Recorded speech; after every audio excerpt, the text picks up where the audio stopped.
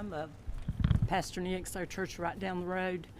We had only purchased in May, and it's a big church. We're a small congregation, and I had people say, "What are you going to do with this big building?" And I said, "Only God knows." And we had our dedication, and the storm came the next week. And the outpouring of people, my son brought the first load of supplies, and from there, I stayed there for about 3 months. I slept on the floor for about 3 weeks because the need was so great. The people were so devastated, and I said, I want to be here for them. And they were coming in just day and night, so there's really no need for me to go home. But we had people from Kentucky, Tennessee, Texas, Indiana, Oklahoma, people from all over. We have not received any help, like from the government or anything. But I said, Lord, if you want us to do that, people. So they came from all over the states. But FEMA did nothing. It was the locals.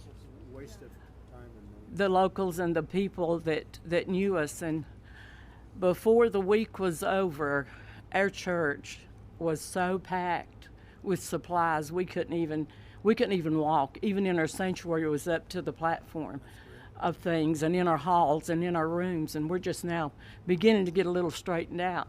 But somebody said, how long are you going to be here? I said, I'm going to be here through the winter and even on, if possible, because when you meet people that's been through the struggle. I had a little lady come up, and I said, can we do anything special for you? And she said, I don't want to be selfish, but said, could I have a cup of coffee? And I handed her that coffee, and she stood there, and tears just poured. She said, you don't realize how important the little things. It's not the big things in life that we have, but it's the little things, and knowing that God is our source. I don't look to man. I don't have to have a lot of things. I had trees, about 20 trees down in my yard, but that didn't really matter. Doesn't matter, because the needs of the people is what I want to be there for. God is good. He's very good. And my daughter now, her house is really in bad shape, and I'll let her tell you about that. But thank you, President. This is our president. We appreciate you so much. I live out in the Fairview area of North Carolina, and near the Bat Cave, Lake Lure area. And our area was hit. It was hit really hard. I was home alone, and my husband had stayed in town because we take care of a little lady that's 98 years old, and she lives out in the woods by herself. And I said, just stay with her and make sure that she's okay. And I got up the next morning, and my first thought was, I want to go see what our road and bridge looks like. So as I was making it down to the road and the bridge, there was no road and bridge. And so, here we are, we're like at a little island, we can't access the main road or anything. And then the fire department came by the next day and said that they were evacuating me and my neighbor because a landslide was going to come. And they told me to get my stuff and get ready. And so while I was getting my stuff and getting ready, there was a knock at the door, so I thought it was the fireman. And I went to the door, and there stood my 21-year-old son. His name's Nathan, and he had drove as far as he could to get to me, but he hiked 5 miles, and it took him a really long time. And he got there, and he said, Mom, grab a bag, we gotta go. And I said, son, there's no way I can hike out of here. And he's like, no. He said, we gotta go. So we started hiking out, and I seen one of my neighbors who she had no clothes on. Her skin was like chunked up. It was just, she was blue. She had been in the waters, and where she had went or I don't know, but horrific is just all I can say. But then as me and my son hiked on out, we went through where this place, we call it Craigtown, but there were like a lot of family members there that passed away, like 11 of them, and there were people out everywhere looking for their loved ones, and there were dead bodies.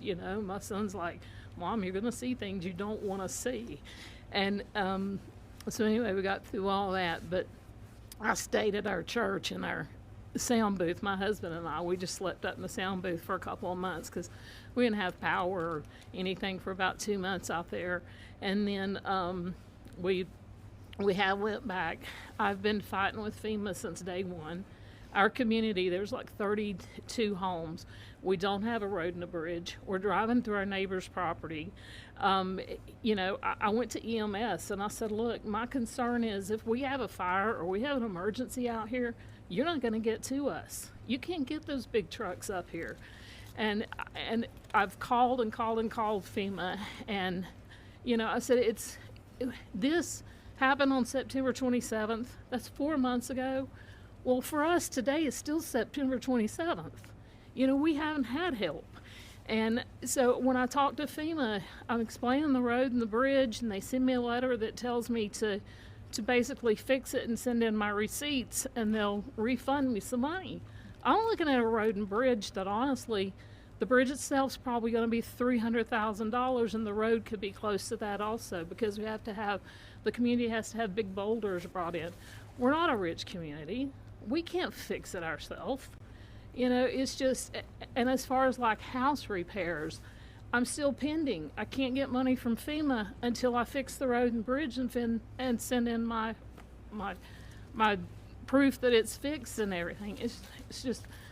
It's been a nightmare, and I totally feel like that we have been forgotten. If it had not been for our fellow American citizens who stepped up to help us, I don't know what we would have done. I have 5 neighbors around me who completely lost everything. You know, I have damage to my house, and I don't feel entitled. I'm embarrassed to even say I need help, because, you know, and sometimes there's even that survivor's guilt is what they're calling it, but you feel guilty to even be alive sometimes. You know, when you look around, you see your neighbors that are gone, and it's just, you know, we need help. I wrote a letter to send to Congress. You know, I don't understand what's going on. If we can't get FEMA help, then will you guys help us? Will you step up and be our fellow citizen? Will you step up and be our neighbor and send us something? Help us get our community back. I could go on. It's just I don't know, it's just heartbreaking. I appreciate you. Good daughter you have, huh? Good daughter. Take care of Mom. And your son must be great. My son is great. No, he sounds like a real leader and smart. He really is. Hike How would in, you have been if he didn't come and get you? I don't know. I'd just would have been there until, because the only thing we could do, there was no way to get out there. The only thing we could do is just hike up to the church, the first church that was up there, about 3 miles, to get, you know, maybe what we needed or something. I don't know. He is.